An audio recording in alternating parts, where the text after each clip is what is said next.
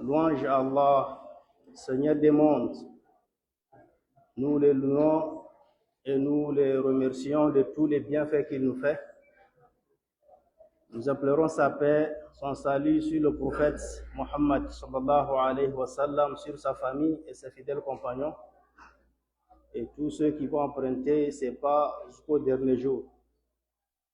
Chers frères musulmans, nous demandons à Allah subhanahu wa ta'ala de nous augmenter la connaissance profitable et de nous guider sur le droit chemin, de faire de nous les bons musulmans qui écoutent la parole d'Allah et qui mettent ça en pratique. Amin. Nous sommes dans notre livre qui a Sharh Umdatul Ahkam Taysir Allam, que notre cheikh nous fait chaque mercredi ici. Alhamdulillah, le mercredi passé, on a fini les choses qui sont importantes de l'itikaf. Comme on avait dit aujourd'hui, on veut commencer un nouveau bab qui est Kitab al-Hajj. Kitab al-Hajj, c'est la bab qui parle de pèlerinage. C'était bon que c'est notre chef, bien celui qui a une fois fait un Hajj, qui va nous parler de cette bab-là. Parce que nous, c'est la théorie seulement qu'on voit, il y a pratique qui manque. Il y a pratique qui manque. C'était bon que ce chef soit là qui va nous parler de cette bab-là. Mais il est excusé par d'autres soucis. On demande à Allah subhanahu wa ta'ala de le faciliter. Al-Hajj, comme vous le savez, le pèlerinage, c'est l'une des adorations les plus grandes islamiquement. Que l'homme doit vouloir effectuer cette grande voyage-là qui est le pèlerinage. C'est parmi les grandes adorations, les grands piliers de l'islam. Il fait partie du 5e pilier de l'islam. Voilà pourquoi les fuqaha, dans leur classement, on les classe le 5e pilier de l'islam. Mais il a d'autres spécialités que les autres adorations n'ont pas. L'auteur ici nous a parlé Al-Hajj Lughatan. Le pèlerinage, quand on dit Al-Hajj Lughatan dans la langue arabe, qu'est-ce que ça veut dire? Lughatan, ça veut dire Al-Qasdu. Al-Qasdu, c'est avoir l'intention de faire quelque chose. Al-Qasdu. Ça c'est Lughatan. Wa shar'an Al-Qasdu ila Bayt al-Haram li'a'mali makhsusa fi zaman makhsus. Wa shar'an, dans la charia, quand on dit Al-Hajj, ça veut dire avoir l'intention d'aller vers la maison d'Allah subhanahu wa ta'ala pour faire des œuvres spéciales à un temps spécial.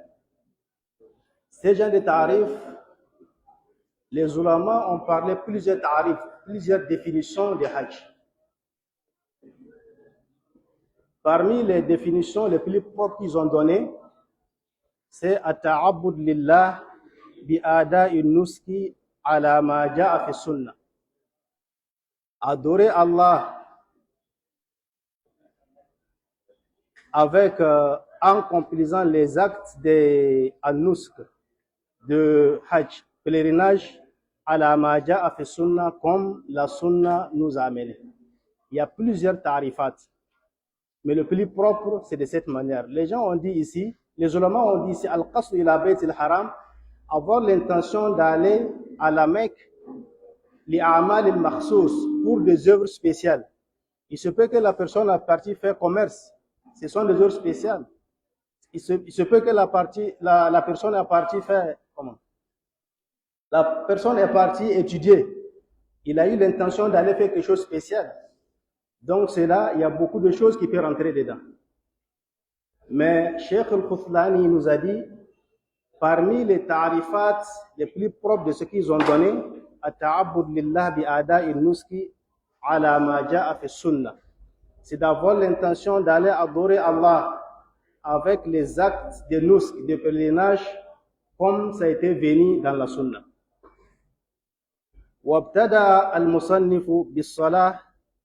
Si vous remarquez cet livre que nous lisons qui a Tafsir Allah, l'auteur a commencé à parler de la prière. Il a commencé à parler de la prière لأنها أهم أركان الدين بعد الشهادتين. C'est parmi les piliers les plus importants de la religion après Shahadatain. Après la Tawhid, c'est la prière qui vient en deuxième position parmi les œuvres les plus importantes islamiques. Voilà pourquoi l'auteur a commencé à parler de ça. Et aussi, la prière se répète 5 fois par jour. La prière se répète 5 fois par jour.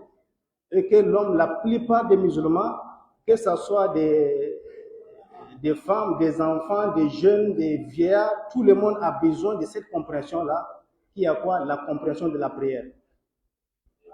Voilà pourquoi l'auteur a commencé à parler de ça. Et la plupart des kutub al-fiqhiyya, quand ils veulent commencer de leur kutub, ils parlent d'abord à Tahara, après à Tahara, ils parlent de Salat. Ça, c'est très bon. Cet classement, c'est très bon. Wathanna bizaka. En deuxième position, il a parlé de la zakat. لأنها قرينتها في آيات القرآن الكريم. Parce que la zakat, il accompagne chaque fois la prière dans beaucoup de versets coraniques. Allah nous dit وَأَقِيمُوا الصَّلَاةَ وَآتُوا الزَّكَاةَ. وَأَقِيمُوا الصَّلَاةَ وَآتُوا الزَّكَاةَ. Dans beaucoup de versets, c'est comme ça Allah accompagne la zakat avec la prière. وَثَلَّثَ بِالصِّيَامِ. En troisième position, il a parlé des jeûnes, la bab qu'on vient de finir. C'est bab al-siyam qu'on vient de finir et on va entamer la bab al-hajj. En troisième position, il a parlé des jeûnes, لِكَوْنِهِ يَجِبُ كُلُّ سَنَةٍ. Le jeûne est obligatoire chaque année. وَيَقُومُ بِهِ الْجَمْهُورُ مِنَ الْمُسْلِمِينَ. Et la plupart des musulmans, la majorité des musulmans pratiquent cela, le jeûne, sauf ceux qui sont malades, ou bien sauf ceux qui sont en voyage, ou bien les vieillards qui n'arrivent pas à jeûner. Vous voyez que le jeûne et la prière, il n'y a pas de demi-mesure. Même si tu es malade, tu veux mourir demain, la prière c'est obligatoire pour toi. Tant que tu es conscient, tu connais ce que tu veux, la prière est obligatoire pour toi. Mais le jeûne, Allah a fait d'autres rukhsa. Un malade, Allah lui a permis de laisser le jeûne. Après, s'il a eu la guérison, il paye. Wa akhara bil hajj, il a retardé la hajj, babul hajj, لأنه لا يجب إلا مرة في العمر. Le jeûne et le hajj, le pèlerinage, n'a pas obligé sauf une fois dans la vie. C'est une seule fois dans la vie d'une personne que le pèlerinage est obligé. ولا يجب إلا على القادرين. Le pèlerinage est obligé sur les gens que Dieu a donné la possibilité. Sauf les gens que Dieu a donné la possibilité. وهم أقل من العاجزين. Ceux qui ont la possibilité d'aller faire le pèlerinage c'est un petit nombre par rapport à ceux qui ne vont pas. Par rapport à ceux qui ne vont pas le pèlerinage. Voilà pourquoi l'auteur de ce livre a fait ce classement. Il a commencé d'abord de la prière et en deuxième position, il a parlé de Az-Zaka. En troisième position, il a parlé de Siyam. Et en dernière position, il a parlé de Al-Hajj.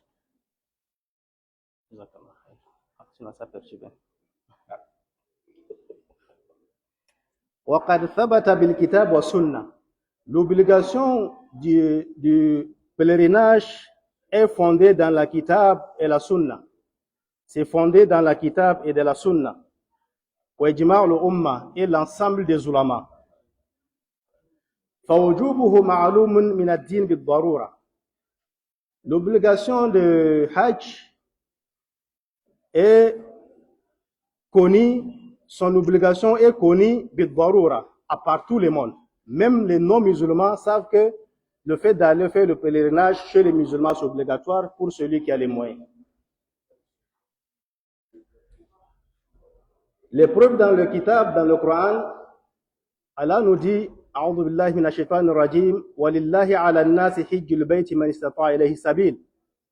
Ça c'est parmi les versets qui nous montrent que le Hajj est obligatoire. ولله على الناس حج البيت.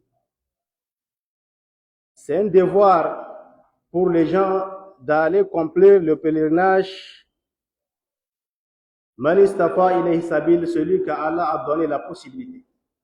C'est obligé sur celui que Allah a donné la possibilité d'aller accomplir cette pèlerinage. Wa man kafara, quiconque refuse, fa inna Allaha ghaniyun 'anil 'alamin. Allah se suffit de le monde entier. Ça, c'est parmi les versets qui nous montrent que le Hajj est obligatoire. Le Hajj est obligatoire sur qui? Il y a des conditions du Hajj. Avant qu'on dise que le Hajj est obligatoire sur toi, il y a des conditions. Parmi les conditions, il y a 5 conditions pour qu'on dise que le Hajj est obligé sur toi. Si les 5 conditions-là sont remises sur toi, tu n'as pas allé, c'est un crédit sur toi. Même si tu meurs, tu laisses l'argent, on va prélever ton argent pour envoyer quelqu'un, il va aller faire Hajj pour toi. Parmi les conditions, c'est l'islam, être d'abord musulman. Ça, c'est la condition de toute adoration. Deuxième, al-aql, avoir la raison, être conscient. Un fou ne peut pas faire Hajj. La troisième condition, al-bulugh, être majeur. Même si un enfant, son Hajj est acceptable, mais ça ne suffit pas. Ça ne peut pas le prendre à Hajj obligatoire. Un enfant qui a eu les moyens ou bien la possibilité d'aller faire Hajj, s'il devient baligh, s'il devient majeur, il doit faire son Hajj. Parce que cette Hajj-là, même si c'est accepté, ça ne peut pas soulever l'obligation de Hajj sur lui. C'est même chose comme al-hurriya, être esclave. Celui qui a esclave, même s'il allait faire le Hajj, après, s'il est libre, il doit faire un autre Hajj, parce que cette Hajj-là ne peut pas remplacer le Hajj obligatoire. Et le cinquième, al-istita'a, la possibilité. Cette possibilité, il y a l'explication dedans. La possibilité d'abord, c'est avoir la santé et avoir l'argent qui va te déplacer là où tu es et arriver à la Mecque. C'est la possibilité. Mais aujourd'hui, les gens ont changé cette possibilité-là. Chez nous ici, ça, ce n'est plus parmi les conditions, on a jeté cette condition-là. Il y a des gens qui ont réuni toutes ces conditions-là, mais il est toujours sur place, il ne fait pas le Hajj. Ça, c'est parmi les négligences des gens. Pourtant, le Hajj, mes chers frères musulmans, c'est de faire quoi? C'est de faire rapidement. L'homme ne sait pas quand Allah va prendre son âme. Allah t'a donné la santé, il t'a donné la possibilité, l'argent de payer ton billet d'avion pour aller à la Mecque, revenir, il y a ce que ta famille va manger, ton aller-retour, c'est obligé que tu pars. C'est obligé, le Hajj est obligé sur toi. Voilà pourquoi chez nous ici, les gens tournent avec des millions. Ils ne sont pas prêts pour aller faire le Hajj. Ils ne sont pas prêts pour aller faire le Hajj. Ils ne savent pas que d'autres déjà ont commencé à regretter. Tout celui qu'Allah a donné les moyens, il n'a pas pu faire le Hajj. Si ces moyens-là finissent, c'est même pas Yom al-Akhirah. Même ici, dans ce bas monde, il va regretter. Il va regretter pourquoi il a retardé. Parce que l'homme qu'on a aujourd'hui, je ne le connais pas demain. Donc, cette possibilité-là, si c'est réuni sur l'homme, c'est obligé que tu pars faire Hajj rapidement, revenir. Même si tu n'as pas construit. Même si tu n'as pas encore un terrain. Ici, si on a appris que tu vas faire le Hajj, on demande, il a construit, soit on dit non, on dit, oh, le petit là, il a trop pressé. Il a combien de terrains? On dit non, il n'a pas encore un terrain. On dit, oh, le petit, il a trop pressé. C'est comme si avoir une maison, c'est parmi les conditions de faire le pèlerinage. Ça fait partie? Ça ne fait pas partie. Même les alphas, là, c'est comme ça, ils font. Ceux-là qui nous parlent de Hajj chaque temps là, il faut aller faire Hajj. C'est très important. Et même, ils n'ont pas fait comme ça. Ils disent que les Sahaba, ils ont laissé, il y a d'autres qui ont marché à aller faire le Hajj. En ce moment, c'était leur moyen. C'était leur moyen. En ce moment, si tu as un morture qui est en forme et que tu peux avoir azad, quelque chose que tu peux manger, tu peux faire ton frais de route de là où tu es jusqu'à la Mecque, le Hajj est oublié sur toi. Le Hajj est oublié sur toi. Même si tu fais le malin, même si tu fais le malin avec Allah, il faut savoir que le Hajj a oublié sur toi. Qu'Allah nous fait comprendre. Donc, Allah nous dit, وَلِلَّهِ عَلَى النَّاسِ حِجُّ الْبَيْتِ مَنِ اسْتَطَاعَ إِلَيْهِ سَبِيلًا. C'est un devoir pour les musulmans d'aller faire Hajj si Allah les a donné les moyens. Celui qui refuse, Allah s'en fout de lui. Il faut savoir qu'il y a des gens qui sont là-bas, qui sont prêts pour Allah. Même si toi, tu penses que tu es malin, malgré qu'Allah t'a donné l'argent, tu fais malin avec Allah. Il y a des gens qui sont prêts pour Allah, même s'il faut prendre l'argent de sa maison pour aller, il va aller. Il y a des gens pour ça. Et l'autre hadith d'Ibn Omar, radiallahu anhuma, qui dit, Buni al-Islam ala khams. L'islam a fondé sur 5 piliers. Shahadat Allah ilaha illallah wa anna Muhammad Rasulullah sallallahu alayhi wa sallam. Ça, c'est le premier pilier de l'islam. Ça veut dire quoi? Avoir d'abord tawhid. Si tu n'as pas tawhid, tout ce que tu fais comme adoration, c'est nul.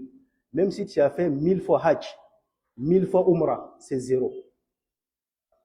C'est très important d'avoir tawhid. Notre cheikh nous fait tawhid ici. Si tu vois la mosquée, c'est maigre. C'est peu de personnes qui viennent écouter tawhid. Pourtant, on a besoin de ça. Je vous jure qu'il y a quelqu'un qui prie 5 fois par jour, qui gêne lundi, jeudi, qui est chaque fois à la mosquée, mais son tawhid n'a pas plein. Comment tu peux savoir ça? Si quelqu'un est décédé, on dit que c'est sorcier. Si quelqu'un a fait un accident, cassé son pied, il dit que oh, ça c'est pas rien, c'est un peu vilain, il est parti. Oh, ils l'ont pris. Si quelqu'un a tombé, vous êtes voisin, voilà ma boutique, voilà ta boutique. Si ma boutique a commencé à diminuer un peu, et que pour l'autre ça évolue, on dit que oh, on t'a attaché. C'est comme si Allah ne fait rien. Tu vois, ça c'est manque de tawhid. C'est manque de tawhid. Tu as commencé à tomber, oui.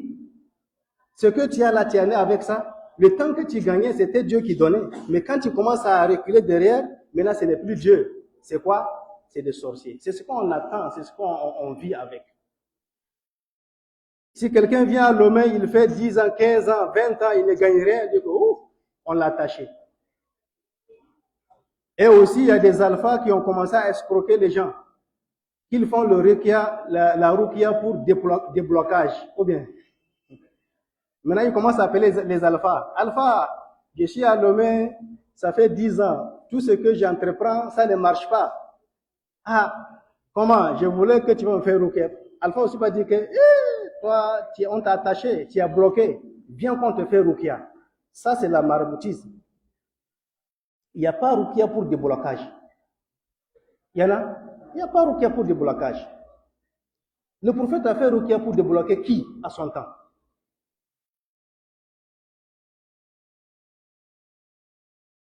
Donc, ça veut dire que quand quelqu'un est pauvre, ce n'est pas Dieu qui l'a rendu pauvre. C'est les gens, c'est les sorciers, n'est-ce pas? Les sorciers aussi ont un rôle maintenant dans le pouvoir d'Allah subhanahu wa ta'ala. Tu ne vois pas que tu ne comprends pas Tawhid. Pourtant, Allah nous dit, il fait ce qu'il veut. Allah fait ce qu'il veut. Donc, c'est très important de comprendre Tawhid, mes chers frères musulmans. Même les propos. Tu dis à quelqu'un, allô, comment, tu m'avais dit que tu vas me donner comme ça. Il dit, oui, je n'ai pas oublié. Tu dis, bon, je compte sur toi. Hein. Tu vois, ces gens de mots-là, comme tu ne comprends pas Tawhid, ces gens de propos-là, c'est parmi les propos des shirk, même si c'est petit shirk. Je compte sur toi. Je compte sur toi. C'est parmi les petits shirk. Ou bien tu dis à quelqu'un, ah, sans vous, nous sommes rien maintenant. Hein. C'est comme ça. Ça, c'est les gens qui te donnent 5 000, 10 000 là. Quand tu veux le parler, bien tu dis que ah, sans vous, nous ne sommes rien maintenant. C'est vous seulement qui êtes notre espoir. Tu vois, ça c'est manque de tawhid. Il faut vraiment apprendre cette tawhid-là, mes chers frères musulmans, c'est très important. C'est très important. C'est ça qui est le premier pilier de l'islam. Shahadatu Allah ilaha illallah wa anna Muhammad rasulullah wa iqami salah. Ça c'est le deuxième pilier. Wa iqami salah, accomplit la prière. Alhamdulillah, ici dans la mosquée, les gens prient. C'est dans cette mosquée que tu vas voir, il reste au moins 15 minutes. Tu vois les gens déjà dans la mosquée en train d'attendre la prière. Ça c'est parmi les bons signes. Alhamdulillah. Ça c'est parmi les bons signes. Il reste d'abord 15 minutes, même appel, ils n'ont pas encore fait. Mais il y a des gens à la mosquée qui sont en train d'attendre la prière. On doit dire ça avec la fierté. C'est très bon. Qu'Allah nous augmente la foi. Wa ita'i zakat, et donner l'aumône obligatoire. Ça aussi on donne, non? Alhamdulillah, on donne. Ça aussi on donne, alhamdulillah. Wa hajjil bayt, et faire le pèlerinage, aller vers la maison d'Allah subhanahu wa ta'ala, au sommet Ramadan et jeûner le mois de Ramadan. Ça c'est parmi les hadiths et les versets qui nous montrent que le hajj et le pèlerinage est obligé sur musulman, celui qu'Allah a donné les possibilités d'aller faire le hajj. L'autre hadith, un jour le prophète sallallahu alayhi wa sallam a fait un khutbah avec ses sahaba. فقال أيها الناس, il a dit, oh vous les gens, les hommes, inna Allah qad farada alaykum al-hajj. Certes, Allah a rendu le hajj pour vous obligatoire à partir d'aujourd'hui. Fahujju, fait le hajj. Allez-y, fait le pèlerinage, celui qui a les moyens. Faqala rajul, il y a un homme qui a dit, akulla amin ya Rasulallah, ça va se faire chaque année, oh le prophète sallallahu alayhi wa sallam, fasakata Rasulullah sallallahu alayhi wa sallam. Le prophète s'est tué. Faqalaha thalatha, il a dit ça jusqu'à 3 fois. Et le prophète dit, law qultu na'am la wajabat.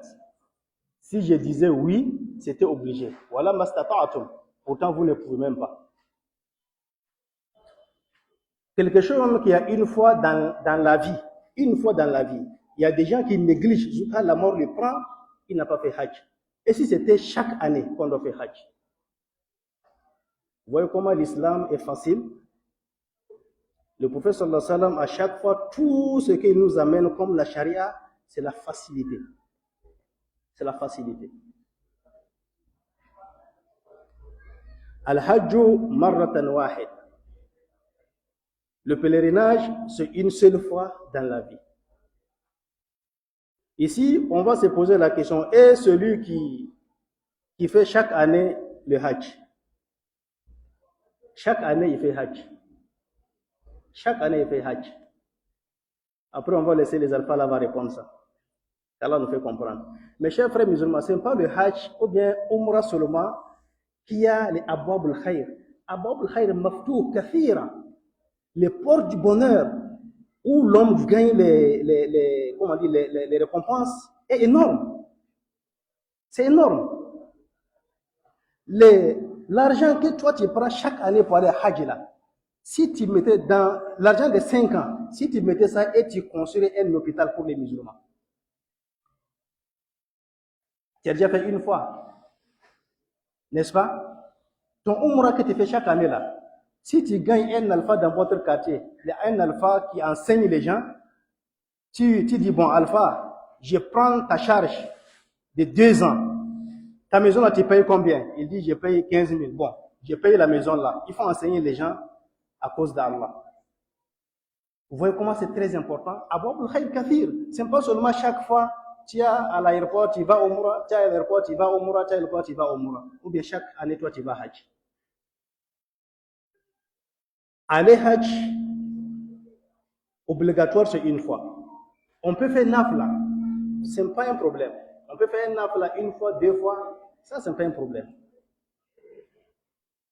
Mais chaque année, si tu ne fais pas attention, ça va arriver quelque part que tu n'as plus récompense de Hajj. Ça va devenir tentation, ria. Ça va devenir ria. Tout ça là, on dit, il n'y a pas de texte, il n'y a pas ayah qui t'interdit de le faire. Il n'y a pas.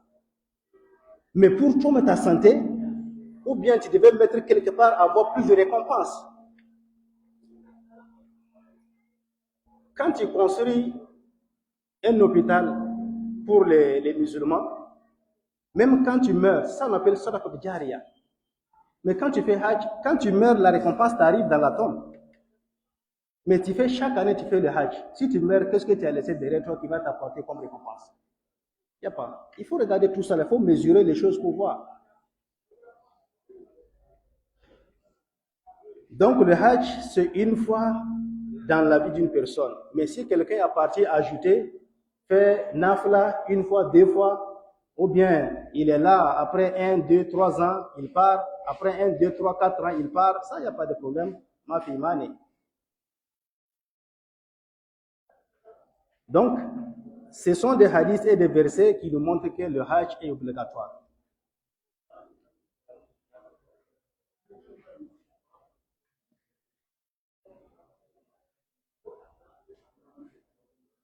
وفرض سنة 9 من الهجرة. Le Hajj a été rendu obligatoire le 9e année de Hijra.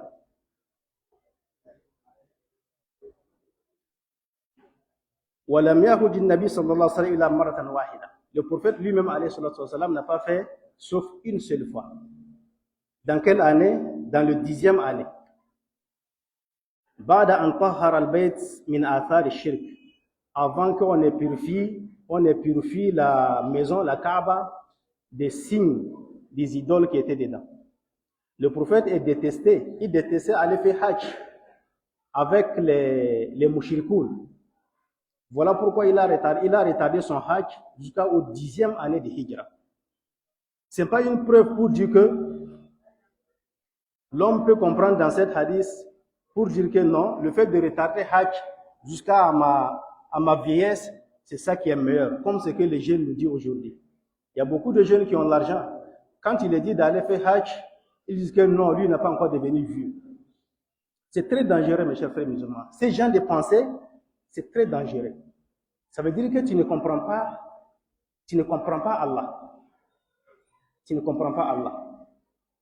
Est-ce que ta vie là, c'est dans ta main? Tu veux devenir vieux avant d'aller faire Hajj. Ta vie là t'appartient. Je connais quelqu'un que Allah lui a donné les moyens. Ce n'est pas petit moyen. Il a négligé le Hajj. Et il est décédé. Il est décédé même pas longtemps. On parle à la famille pour gagner même 1 million dans son argent qu'il a laissé. Pour que quelqu'un le fasse Hajj, c'est difficile. C'est ça tu attends? Pour que si tu n'as pas là, avant qu'on va te faire, qui va te faire? Wallah, il faut te préparer. Ici, Tout celui qui a gagné un bon 10 millions, d'après les trucs, mon alpha, et puis il n'a pas allé faire Hajj, il a négligé, l'argent là est fini. Le crédit Hajj est sabata alayh. Parce que ce n'est pas une condition que tu construis, ce n'est pas une condition que tu payes voiture avant d'aller. Non. Tu as la santé. Je pense que si quelqu'un va enlever 3 millions et quelques dans 10 millions, quand même, il ne peut pas dormir faim, ou bien. Pas dormir faim. Mais est-ce que notre iman on peut supporter cela? On ne peut pas supporter. On ne peut pas supporter. D'autres aussi, Allah les a donné les moyens. Il néglige. Lui fait partie des gens d'abord. Il a fait partie son papa. Il a fait partie sa maman. Son oncle est parti. Mais lui-même, il promène d'abord, il n'a pas encore parti. Toi, tu es sûr, c'est dangereux. Ton papa et ta maman, Allah ne va pas les poser la question pourquoi ils n'ont pas les hajj. Parce que Allah ne les a pas donné les moyens de faire hajj. Toi, quand Allah a donné les moyens, c'est toi qu'on demande. C'est toi qu'on demande. Ou bien tu vas aller dire à Allah que non, j'ai fait partie de mon papa, Allah faut me laisser. Non, il n'y a pas ça. Il faut aller toi-même. Amma fadluhu, les bienfaits de Hajj. Le fait d'aller faire le Hajj, il y a beaucoup de bienfaits dans mes chers frères musulmans. فقد وردت فيه النصوص كثيرة الصحيحة. Il y a beaucoup de textes qui a venu parler des bienfaits du Hajj. ومنها الحج المبرور ليس له جزاء إلا الجنة. Un bon Hajj. Si quelqu'un fait un bon Hajj, il n'a pas de récompense sauf le paradis. Ça veut dire qu'il y a mauvais Hajj, n'est-ce pas? Si le prophète a précisé un bon Hajj, quelqu'un qui fait bon Hajj, il n'a pas de récompense chez Allah si ce n'est pas le paradis. Parmi les mauvais Hajj, c'est de ne pas avoir une bonne intention le temps que tu es en train de vouloir aller.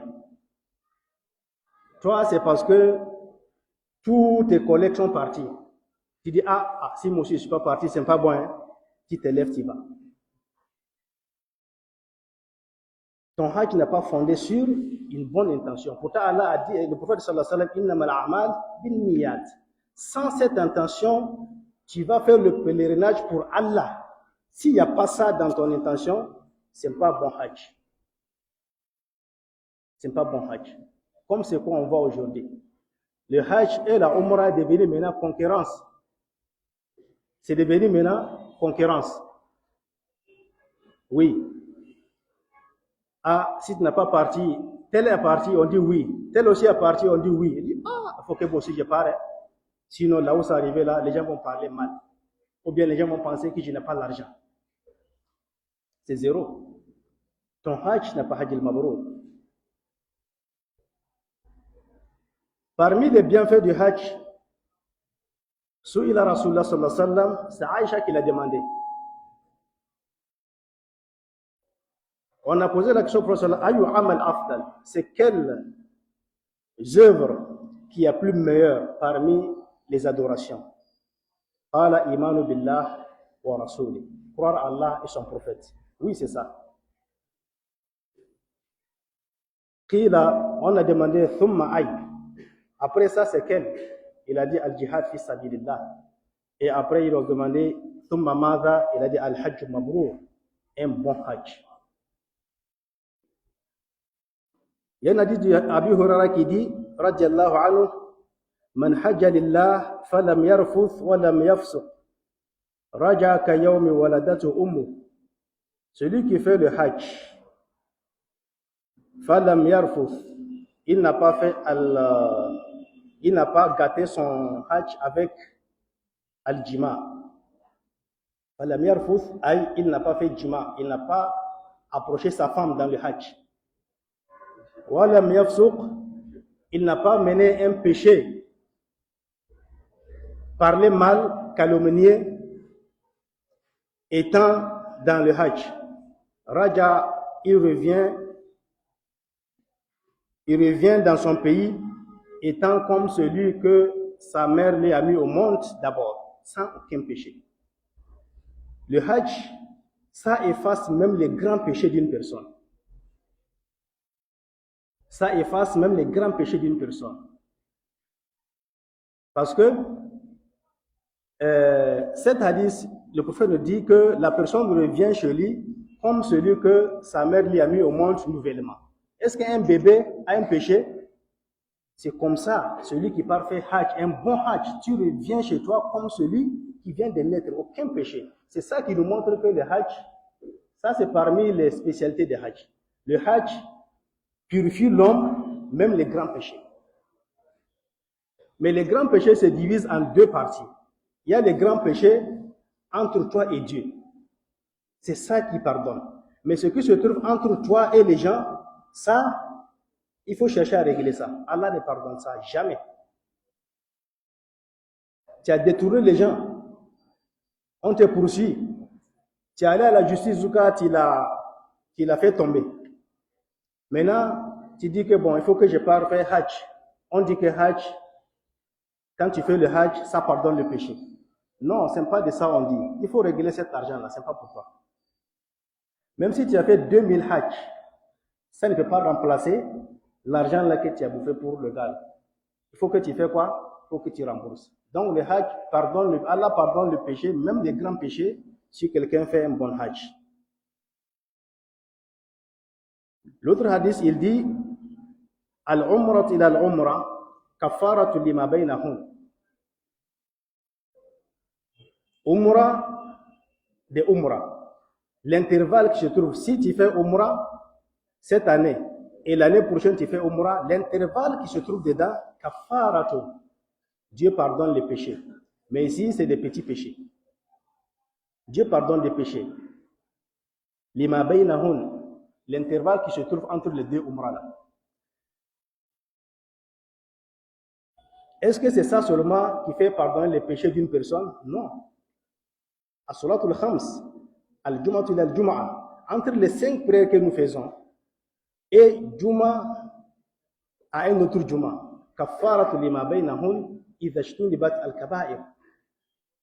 Allah pardonne les péchés, l'intervalle des prières entre les deux prières et l'intervalle des vendredis entre vendredi et vendredi, idha ijtunibat al-kaba'ir, si tu t'éloignes avec les grands péchés. Allah pardonne les péchés. C'est-à-dire, on vient de prier Maghrib. Inch'Allah, bientôt après Ishaï. L'intervalle là, Allah pardonne les péchés. Allah pardonne les péchés, les petits péchés que tu as commis. Wal hajj al mabrour, faire un bon hajj, laysa lahu jaza. La personne n'a pas de récompense illa al jannah, sauf le paradis. Ça fait partie les bienfaits du hajj, mes chers frères musulmans. Et Aïcha dit au prophète sallallahu alayhi wa sallam, pour terminer avec cet hadith, Nara al-jihad afdal al-amal, afala nujahid. Aïcha dit au prophète sallallahu alayhi wa sallam, nous, on voit que jihad, c'est parmi les meilleures des œuvres. Et nous aussi, on va aller faire jihad. Les femmes veulent aller faire jihad. Tu vois comment ils ont la foi, et ils ont la foi. Afala nujahid, le prophète, tu ne vas pas nous permettre aussi d'aller faire jihad? Qala la, le prophète dit là, une femme ne va pas aller faire hajj. Et, astaghfirullah, une femme ne fait pas le jihad. Voilà pourquoi une femme policière, une femme militaire, une femme tajannut, al-mar'a, ce n'est pas islamique. Ce n'est pas islamique. Bien, c'est islamique, ce n'est pas islamique.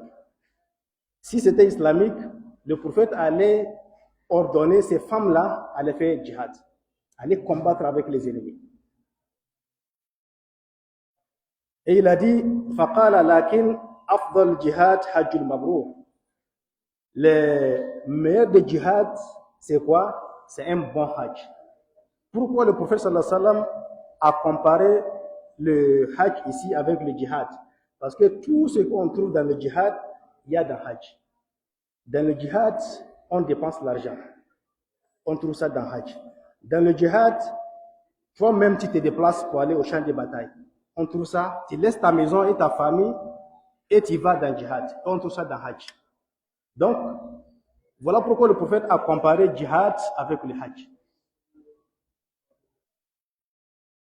Voilà pourquoi le prophète a comparé djihad avec le hajj.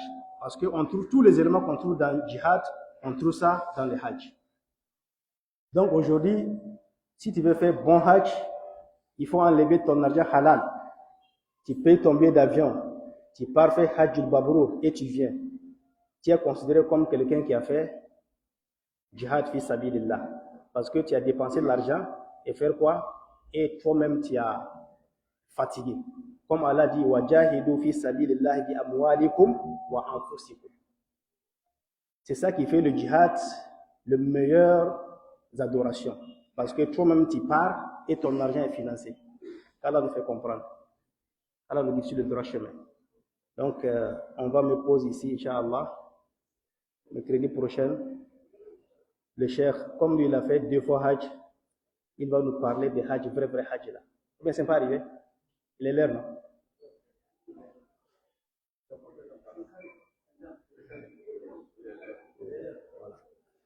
Celui qui mérite de nous parler cette barbe-là. Nous, si on veut trop parler, ils vont dire que est-ce que tu as parti une fois voir? Donc, on les laisse la route de nous parler de Hajj. qu'Allah nous fait comprendre. سبحانك اللهم وبحمدك أشهد أن لا إله إلا أنت أستغفرك وأتوب إليك. السلام عليكم ورحمة الله.